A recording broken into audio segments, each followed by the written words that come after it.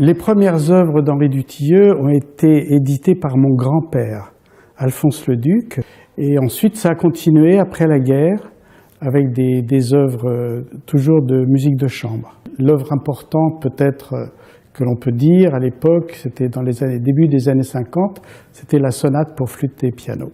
Ensuite, il y a eu une pièce pour hautbois, une sonate pour hautbois, après une pièce pour basson aussi, qui étaient effectivement des morceaux de concours pour le conservatoire.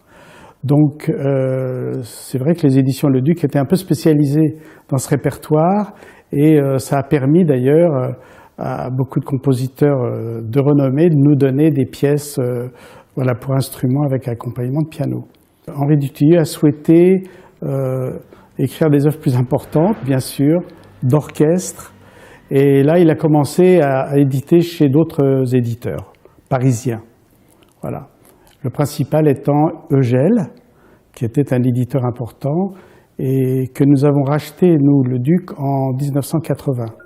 Donc, de ce fait, nous avons retrouvé Henri Dutilleux, je dirais, et c'est à partir de là que moi, j'ai vraiment eu avec lui des relations suivies dans le travail d'édition de ses œuvres.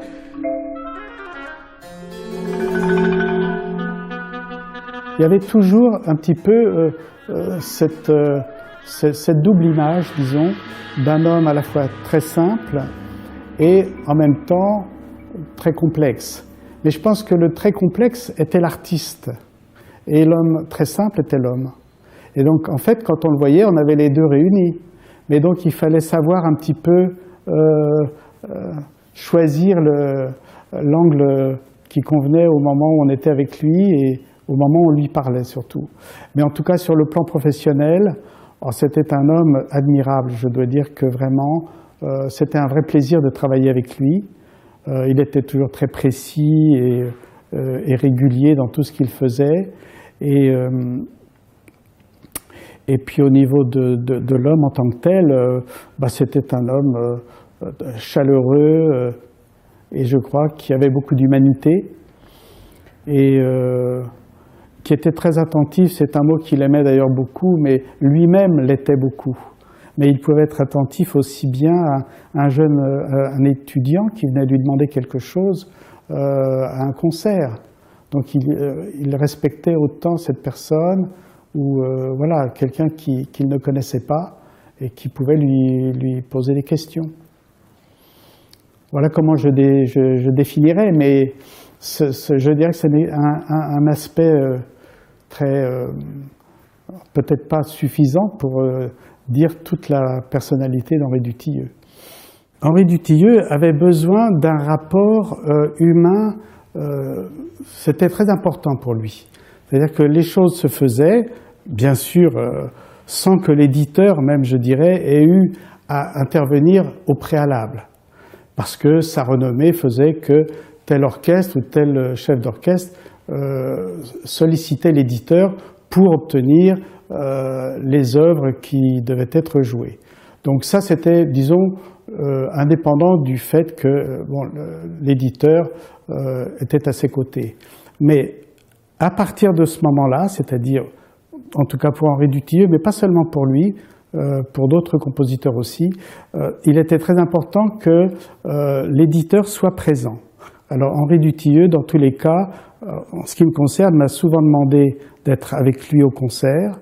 Alors ça a commencé à Paris, puisque moi quand je l'ai rencontré pour travailler, c'était en 1980, ses œuvres étaient jouées à Paris beaucoup, donc à la radio ou dans les orchestres, à Pleyel, aux Champs-Élysées et d'autres endroits.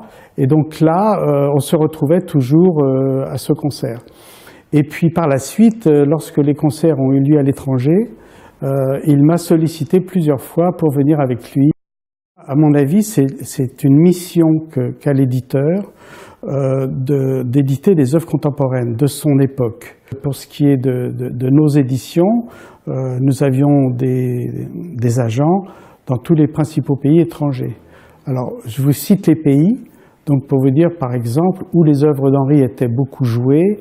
Là, on parle évidemment à partir des années 80, n'est-ce pas, puisqu'avant je ne peux pas dire trop ce qui se passait au niveau des œuvres d'orchestre, mais donc c'était l'Angleterre surtout, où notre agent était en contact avec Henri Dutilleux.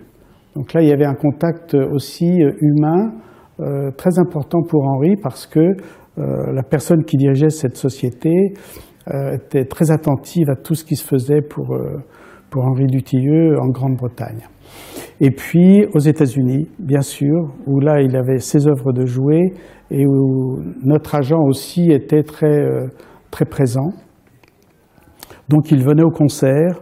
Ensuite il y avait après le concert ce qu'ils appellent la green room, dans la salle verte entre guillemets, donc où se retrouvent les artistes.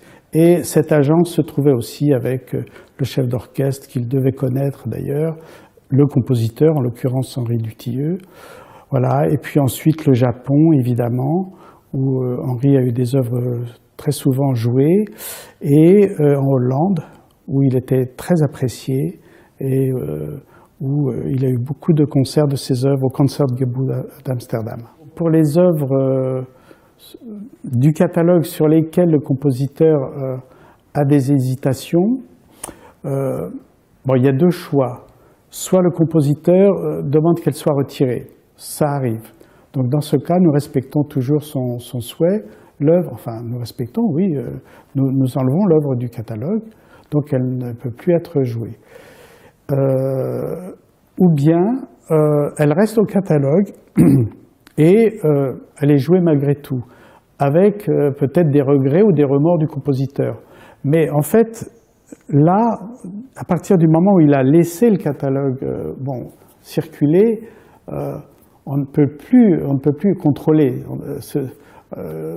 Disons, ce choix va faire en sorte que des musiciens, parce que ce sont eux qui vont décider, vont choisir d'interpréter ces œuvres.